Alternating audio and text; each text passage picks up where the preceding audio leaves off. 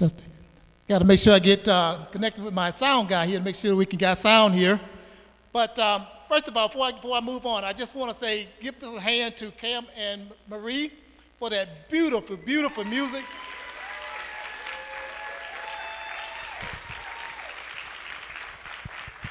You know, before they got started, I asked them, what's the name of the group? They said, well, we don't have a name. We just got Cam and Marie. But I think they better get a group name because they need to be booked somewhere else as well. But welcome tonight to the part 6 of the Breaking Bread Village Conversation Series.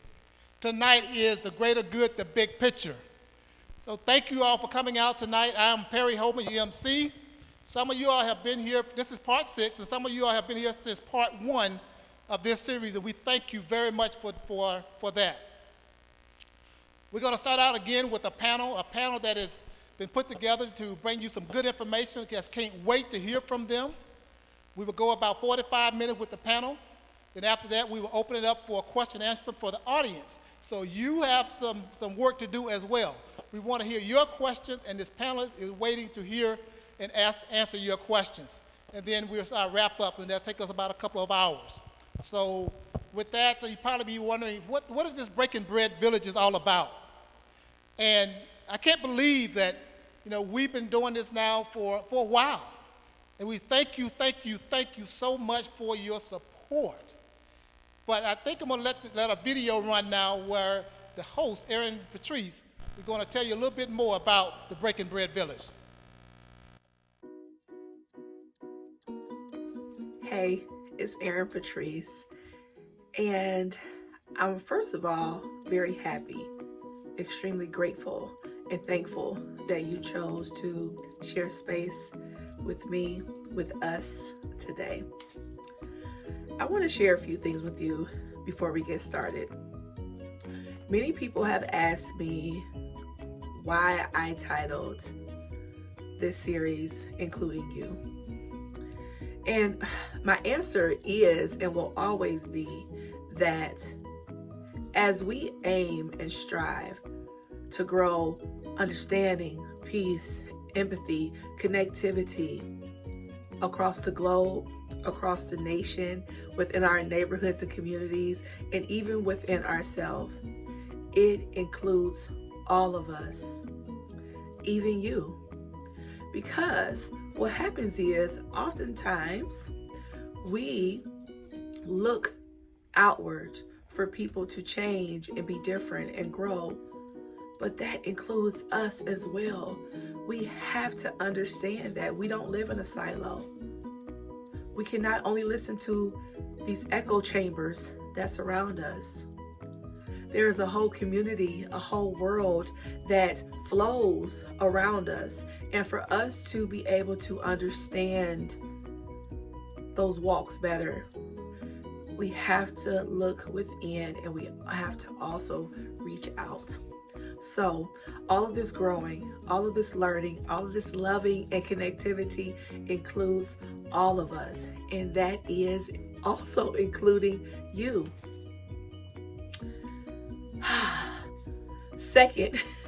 My second point is that I really want everyone that comes into this space to understand that this is a sacred space, a safe space. This is a space where all people are invited in and given permission to be themselves. We want to hear from all different type of people with different backgrounds, cultures, experiences. Lived experiences are the best way for us to share our stories. And when we bring that all together, right here at this table, in this space, we get to learn, not only as a collective, but individually. So let's respect that. Let's honor that. Let's welcome that. Because this is about giving and receiving. You give a little grace, you receive a little grace. When you give a little love, you receive a little love. When you stop and pause, you may receive that same stop and pause, which allows all of us to be able to hear, to understand, and grow compassion. I welcome you. I can't wait to get started. You've heard from me long enough, and you may hear from me again a little bit creator within the show. But thank you so much for being here. And I want to let you know too, if you go to tbbv.org, underneath live show, there's a section there to do some pre-show questions. If you could fill those out for me, that would be great. After the show, we have some post-show questions. Come break bread with me. Break bread and be free. Come break bread with me. Now it is time for us to meet the panel who has gathered here tonight to provide good information. There's Jackie, we have Nate, we have Emily, Trista, Courtney, and Billy. Give them a round of applause as they come to take the stage tonight. And the healing can't stop. Come break bread with me. Like I said, I am sure they have a lot to share and I can't wait to hear from them. Also, I want to introduce you, introduce our host for tonight. And that host is none other than Erin Patrice. Let's give her a warm welcome as she enters into the hall. Have a conversation with me. Welcome Thank to you, the Erin. Breaking Bread Village experience.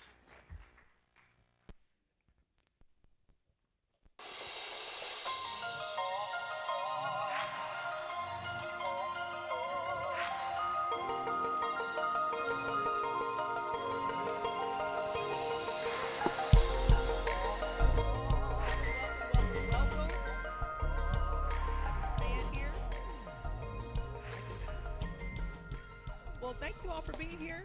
I appreciate you all, the panelists, coming today. Our guests, I like to call you all my panelists. Come here to talk with us. And then also, of course, let me make sure I'm talking to Mike. Thank you to the audience for coming, the community. So we are going to get right to it. Because I am really excited about this conversation because it really does kind of close out and sum up all of what we've been talking about for a year now. It's been a year. And I don't want to get emotional, but I'm like, my goodness, we have done this for a year, and I think we did it pretty well. So I'm really proud of us and you all. Thank you so much. Okay, so we tend to look at the world through filters. All of us do. And the big picture can be the entire perspective on a situation or an issue. So what does it mean to understand, advocate for, or walk in your big picture, right? Your greater good.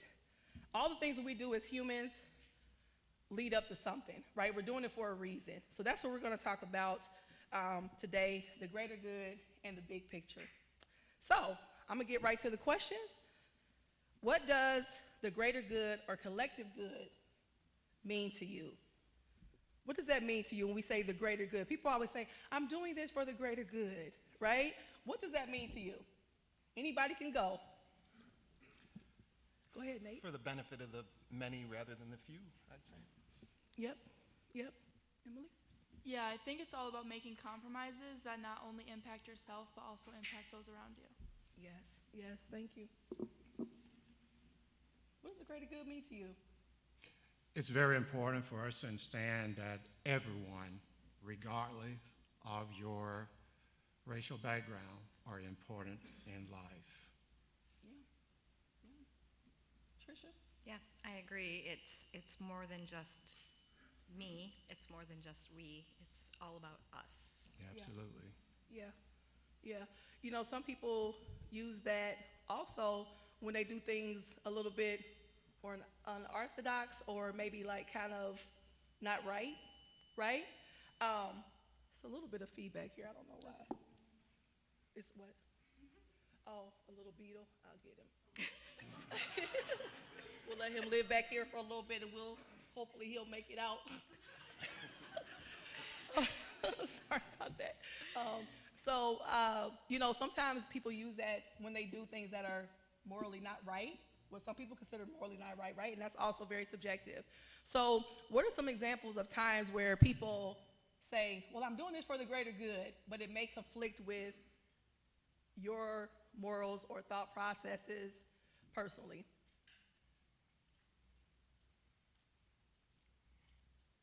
Jackie, I see your brain working down there. Not to pick on anybody, No, it's okay. We're but talking. I think sometimes with the government, there are things that are for the greater good, but they don't necessarily always have the best effects for everybody. They have for a large amount of people, but maybe not for everybody. But I mean, it's definitely hard when you're ruling a gazillion people to make sure it's for everybody. But I think that that's what comes to mind first, is that those kind of decisions, that sometimes there's a law or a Supreme Court case that we come into contact with that we don't exactly agree with, but for some people, it is their greater good, but it might not necessarily be our family's greater good. Yeah, for sure. Does anybody have any examples of that? Let's get down to the nitty gritty. Do you have any examples? I Go do. ahead. I do. I think when we think about recently, the Supreme Court overruled the Roe versus Wade, and women lost the right to have an abortion. And I think that that was done in the essence of the greater good, but who decides that? You know, who decides who's the greater good that benefits from that? Yeah. I'm going to second that, and I think when one group of people loses choice and decision over their choices in their bodies, that may not be the greater good as well. So I will second that as an opinion too. Yeah, thank you. I'll third. Third. We have a fourth. No. Third. Emily, did you want to add something? You can. Yeah, so kind of bouncing off on that, Yeah. like since I'm a high school student, my say in politics is a lot different than probably those around me. Sure. But I feel like within the school systems, I think that us students don't have as much say on certain issues and things like that maybe more adults, more people empowered do. So I feel like our superintendent, all that school board makes a lot of decisions that we don't really get a say on. Yeah, I agree. Thank you. Anybody else want to add to that before we move on? I would like to share a situation where I'm originally from, Georgia, and we have property that is very important to us. And we used to have a dirt road. So we had to really work very diligently in order to get our road paved. And we lived actually in the city of Tai-Tai. And that's Tai-Tai, Georgia, for those of you who may not know where that is. It's a small country town, but we really had to work on getting that done. So that's an example. Yeah. Okay. And that's part of like another question I was going to ask, but I'll just read it. Even still, if you think about the greater good in terms of a society, then will it mean that we have to create a society where everyone has a choice? Like, how do we do that, right? As you said, Jackie, how do we appease everybody? Because everybody always have something to say, right? I mean, you see stuff online all the time where you have people who are critics who, have something to say about no matter what you try to do. I know right here in Midland, they just got one of those Zambonis or whatever they're called to clean the floor, and somebody complained about that. It's like, so people just find ways to complain. So how do you make everyone happy? Or do we just have a group of individuals who decide for everyone? And I think that's something that you all kind of touched base on as well. So I want to get to some things too. Sometimes when we talk about the greater good, we do talk about governmental issues. We have wars going on, genocide, even religion, serving in the military. And then we have a thing called justified deception, right? Where we justify doing something wrong for the greater good. And I think some people, even when you look at war or genocide, some people are in favor, and then some people are against it. And right now we have things, I know for even myself that I have friends that sit on both sides of a war that's happening right now. Mm-hmm. And for me, it's really hard to figure out how to support them the best way without seeming like I'm advocating for one or the other. So I say that to say, what do you all thought about that, especially when it comes to war or even religion? Because I know when you talk about religion, the greater good for some people is going to heaven, right? That is a part of the religious part of it, is that I am walking this walk. I am, living in this character, and I say character as far as like our character, like how we are, like our morality, right? Our morals. I'm living this way to get to this place, right? And then some people who may not believe have a whole different idea. So what do you all think about that? Talk to me about that, because I know we have people up here, you all don't know, we have people up here who believe in an afterlife and some who don't believe in anything, right? So how do we measure that? I guess that's the question I'm asking in regards to walking alongside people who may not necessarily believe in the same end result that we believe in. I would like to speak on that behalf. Okay. One thing, you can't measure it. Okay. There's no way you can measure what God has actually given us. And so when you look at Scripture, it tells us to love one another. Talks about the greatest of the commandment is to love the Lord your God with all your heart, soul, and mind. The second like unto it is to love your neighbor and thyself. So therefore, it covers everything regardless of your nationality or where you're from with the war that are going on. We're supposed to care about people more than we care about our own values. So for me, believing in Jesus Christ as my personal Savior, he died specifically for me, for you, and everybody in this entire world. And so we should be able to sacrifice our own selfishness for the benefits of everyone. And that is the way it should be done. Yeah, I have an objection to that. I think that with secular morality, we can achieve the greater good without religious tenets and morals. Give me an example. Speak a little bit more into the Yep. mic so we can make sure we Sure. pick up your sound. Yep.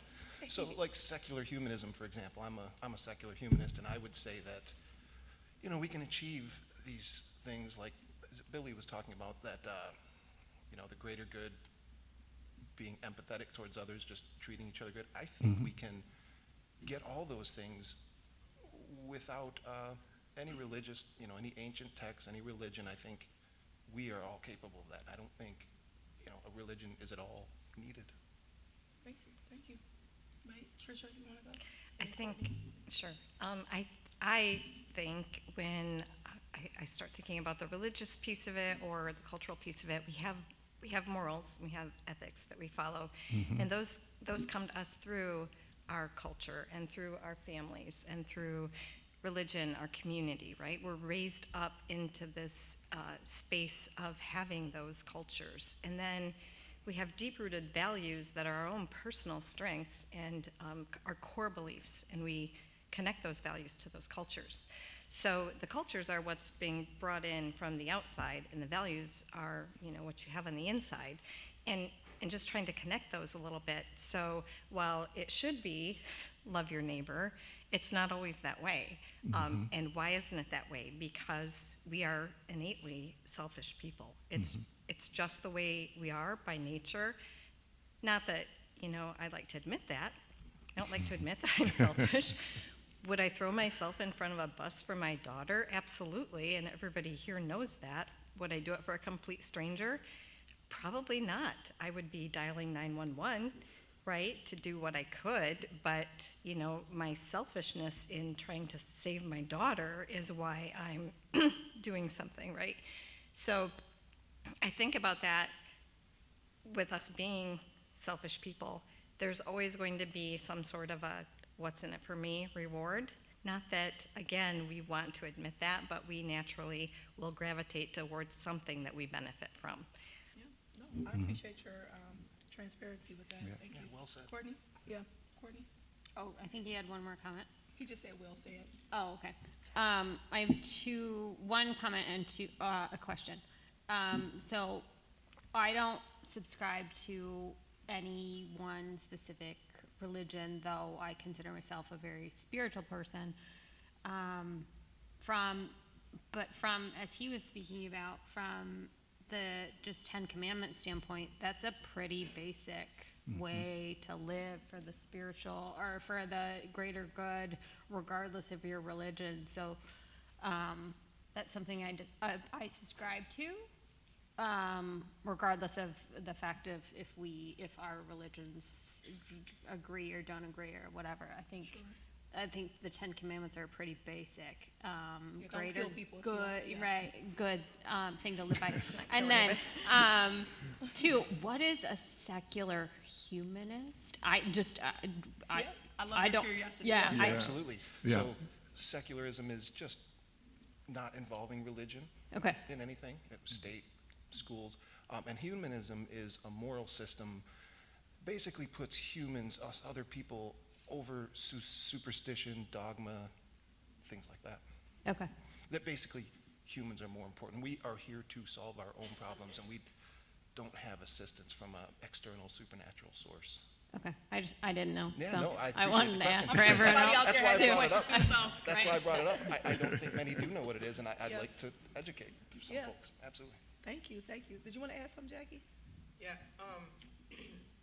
I was raised in the church, and I consider myself a Christian, and I have a very strong Christian background. But I also believe that the church that I was raised in never was very close-minded and always made room for the ability to love everyone and to care about everyone and to want to understand other people. So I've often found myself drawn to other churches, drawn to other religions, drawn to other people's religions to understand why they believe what they believe and how they believe what they believe and how it grounds them and things of that nature.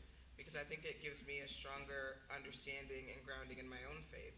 Because I don't believe that you have true faith if you can't have a discussion with someone else about your faith and about their faith and come out stronger on the other side. Because regardless of Christian or human secularism or atheist or whatever you may be, we all are trying to get through this and trying to love each other and care about each other and do the best for each other. And so I think that that's a tenet of most religions, and I think it's a tenet of most people, that they want to do the best by other people. And so I think whether it's your religion or someone else's religion, it's always important to be open-minded on what other people have to say so you can understand more about yourself and understand more about the common human condition. Yeah, I agree with what Jackie and what Tricia said. I think that we're raised with morals, we're raised with beliefs, and no matter if we're talking about religion, that whole thing set aside, you're raised to act and treat people based on how you've grown up and what you've incorporated into your life throughout that time of you growing up. And I think that as long as staying open-minded and taking what other people are saying, not automatically shutting people down just because they don't believe what you believe, is super, super important. Yes, thank you, Emily. Yes, and we know there's some people who weren't raised that way, right? And I mean, we come in contact with people who were not imparted with certain type of morals and ethics, right? So I want to kind of get back to what you all were talking about earlier, and even when I asked the question about justified deception. When is it okay? Because we talked about the 10 Commandments, right? Killing people, stealing, and honoring, your parents. But when is it okay to do those things? Like when you think about, because I know we're saying the good parts of things, but sometimes when we talk about the greater good, people use that saying all the time to justify doing different things, right? So when is it okay to steal? When is it okay to possibly kill? I mean, I'm not advocating for anybody to kill up here, but I'm just saying people have done it, right? And it's been for a reason, and they feel like it was good for that greater good. So let's talk about that a little bit. Yeah, that's one of the reasons I'm not a big fan of the 10 Commandments is the thou shalt not steal. It sounds good at face value, but just like in your outline, there was a bullet that mentioned if you're stealing from someone that can afford it to feed your family because you cannot, I'd say that's not immoral. And maybe because human ethics are a little more granular than thou shalt not steal, there are better lists. Okay.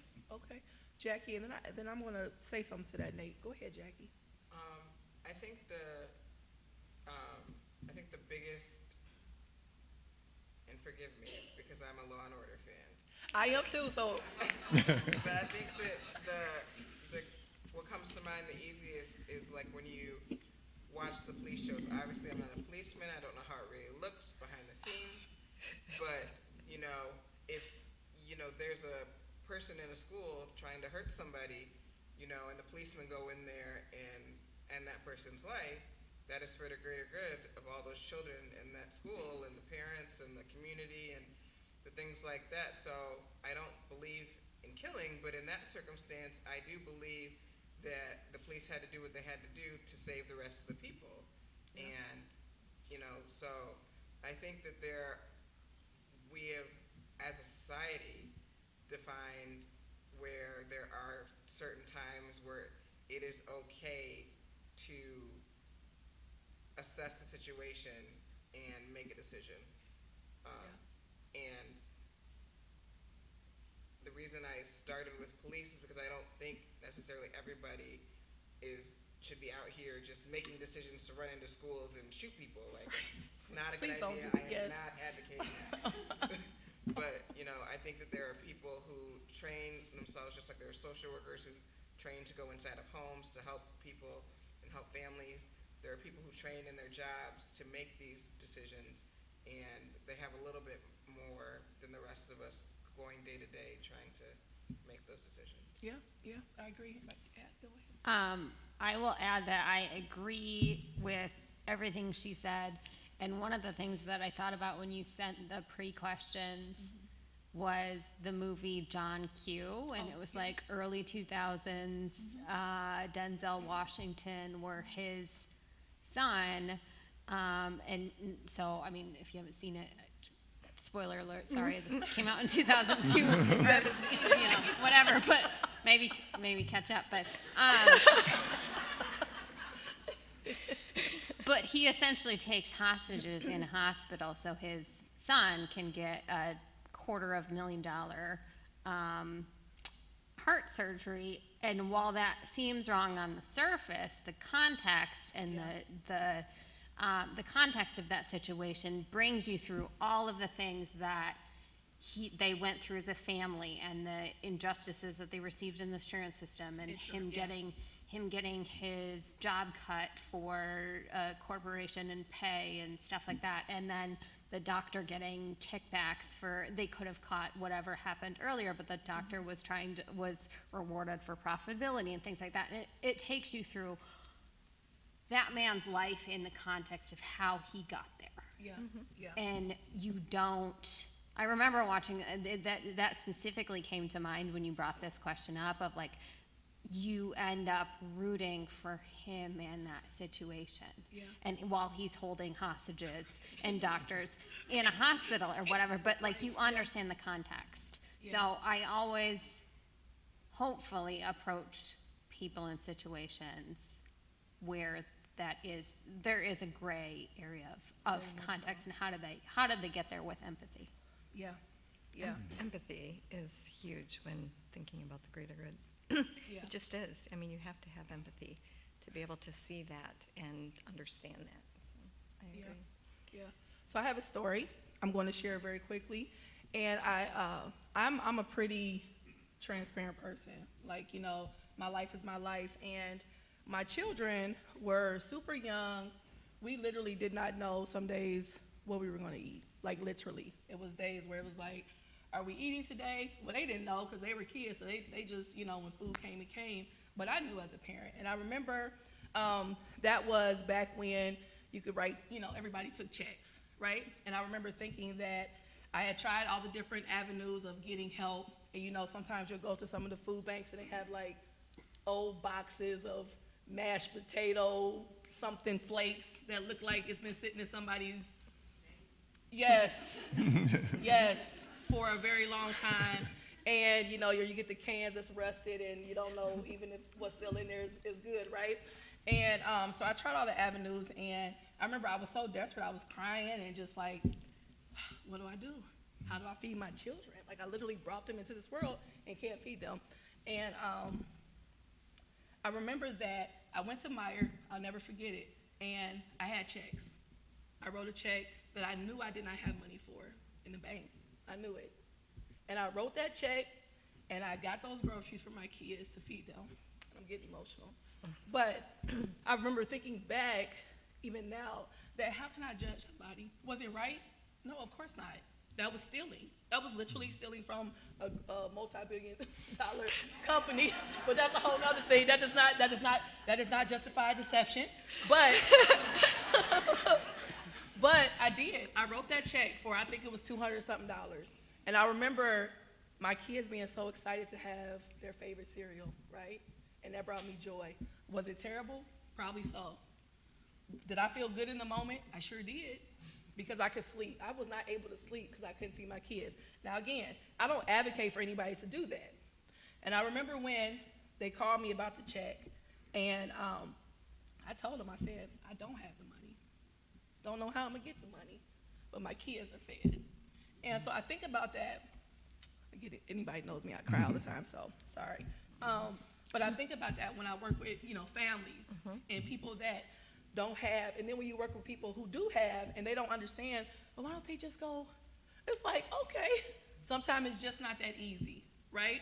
And so I say that to say, based on what you said, I think, Nate, about, stealing and things like that, no, it's not right. But I remember in that moment, I walked out of that grocery store with those groceries for my kids, and I felt okay in that moment.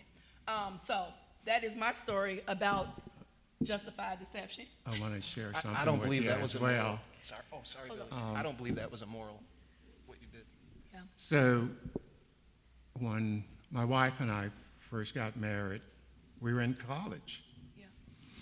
And we moved to another little county. And what happened is that we had no food. We had eggs, cooked all kind of ways, grits, various ways. And it wasn't good. Yeah. But I was too proud to say anything. And so my cousin was babysitting for us, and she went and told my uncle we didn't have any food. And I said, we have food. And we didn't have food, enough food. And so we had to make a decision about food stamps. I didn't want any food stamps, but we had to get food stamps in order to survive. And so we all live in a world where we have stories. And how do our stories matches up to benefit everyone else? How can we agree to disagree and yet have love? Doesn't matter. What?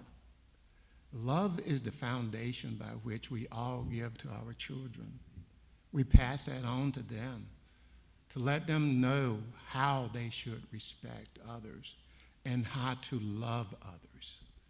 In spite of what we're going through, of dysfunctional home, anger. I used to be angry. I get angry. But I've learned how to control it. And it was through my faith that helped me, and through others who was mentors, helped me through that process. And so we all in this world have to work together to love one another. There are people killing over because of your different religion. Is that what we're supposed to be doing? What are we supposed to be doing? Living in this world and having joy and peace that we pass on to others so the next generation can have a better life, a unique and wonderful life that cares about every human being, and that we will not steal from them. We will not kill anyone. It's simple, but yet it's because we can't align with each other, because I believe this, you believe that. It's got to change unless the world destroy itself. I'm going to push back just a little bit, because the reason why I say this, and love looks different for people, right? So that word is very, very, absolutely, very broad and subjective, right? Absolutely. And I say that to say, love for one person may be, arming all their kids with with a gun, making sure they know how to use it to protect their family. That's love to them, right? To be able to teach them how to do that. Some other people may say, we're not having guns in our house, you know, because that's how we protect and love each other. and You know, that's so okay. that's the question That's that we need to be okay. asking in regards to that, is how do we walk alongside each other with those differences? Because even the word love or showing kindness, that looks so different to so many people. And it's so interesting because you start to learn when you talk to people like, oh, we have a different definition of what love looks like, right? Just like we talk about, I know we talked about this over a year ago, but spanking, right? Some people see that as love. And some people think that that's the absolute, you know, most terrible thing to do. So it just depends, and that's how, you know, when we are working with each other, we have to dig a little deeper, right? To really understand where is that person coming from. When they say these words, what does that mean to them? Go ahead, Tricia. Yeah,